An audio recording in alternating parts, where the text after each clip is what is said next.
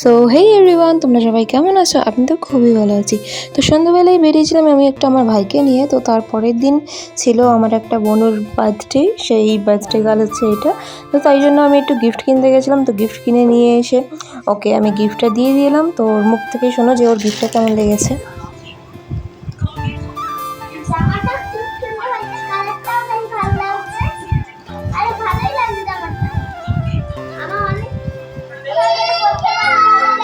তো ওকে গিফটটা দিয়ে আমি একটুখানি বেরিয়েছিলাম মা গিফট দেবে সেই গিফটটা আনার জন্য।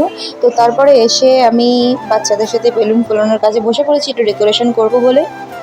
তো ডেকোরেশন আমাদের অলমোস্ট কমপ্লিট হয়ে গেছিলো আর মা বাইরে রান্নাবান্না করছিল। তো রান্নাবান্না শেষ করেই কেক কাটতে চলে এসে কেকটা দেখো কত সুন্দর হয়েছে, একটা চকলেট ফ্লেভারের কেকের মধ্যে। তো ওকেও আমি একটু সাজিয়ে দিয়েছি কোনো রকম করে। তো ওর জায়গায় দাঁড়িয়েছিল আর সবাই ওকে এক এক করে গিফট দিচ্ছিল।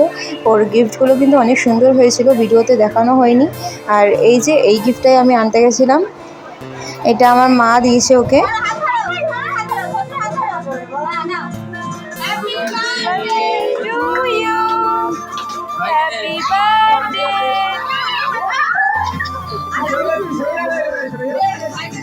আর এটা তো সবারই জানা কথা, কেক কাটার সময় পাশের বাচ্চাগুলো সবথেকে বেশি আনন্দ পায়।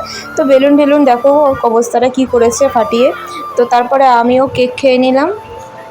কেকটা কিন্তু চকলেট ফ্লেভারের মধ্যে ছিল আর খেতে খুব সুন্দর ছিল।